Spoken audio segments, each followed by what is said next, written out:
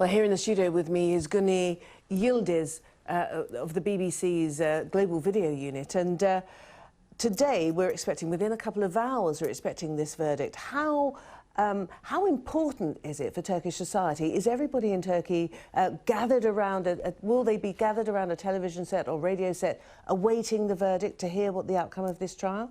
I think we can put it like that, exactly. This is one of the most important court cases that focus on alleged anti-government plots. And in a separate case, almost 270 officers, including 3 top generals, were sentenced, and 3 top generals were sentenced to 20 years each.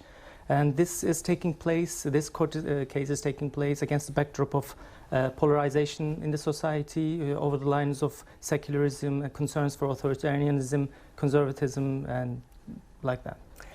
If these people, this nearly 300 people, as you've said, of top military personnel, academics and journalists, if they're found guilty of taking part in an attempted coup or of plotting a coup against the government, what's likely to happen?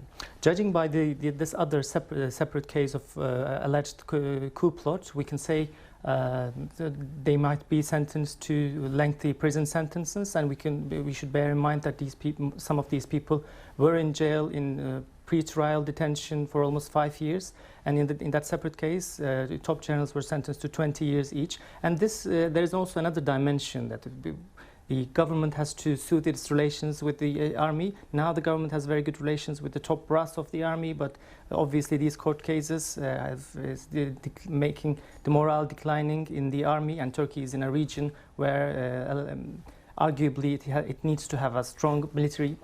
So we've got this case coming to a conclusion today, or at least the end of a significant part of it, and we've had, of course, the recent violent skirmishes that we've seen in different Turkish cities, and we've seen a fairly heavy-handed security force reaction to those protests. How can we characterise Turkey today in the position of the Erdogan-led government?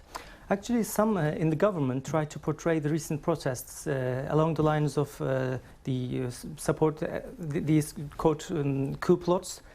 Prime Minister were accusing the demonstrators of trying to prepare ground for a coup in Turkey, but we can say the demonstrators were about much more than this case or a support for army or about secularism. There were concerns about people were concerning that their government is interfering in their lives, trying to impose a more conservative style, and previously these court cases didn't draw like a strong public backlash in the past. Yeah, there were the demonstrations, but the government has increased its share of votes in each time. So we can say we cannot say the society is polarized just on this case, but there are several other dimensions. Guney Yildiz, thank you very much indeed.